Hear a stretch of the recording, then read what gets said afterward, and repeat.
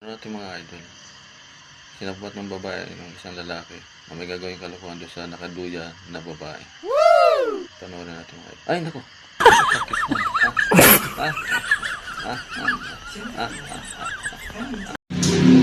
So yung mga idol ng bata, tinakpan niya yung tiyan ng bata. Yun, marunong ba't ang bata to?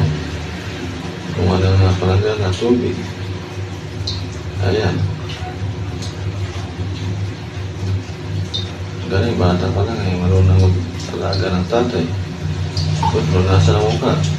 Talaga na relax. Okay. Galing ng bata pa, ano? Nasa naman yung mga paa. Okay. Inayos yung paa.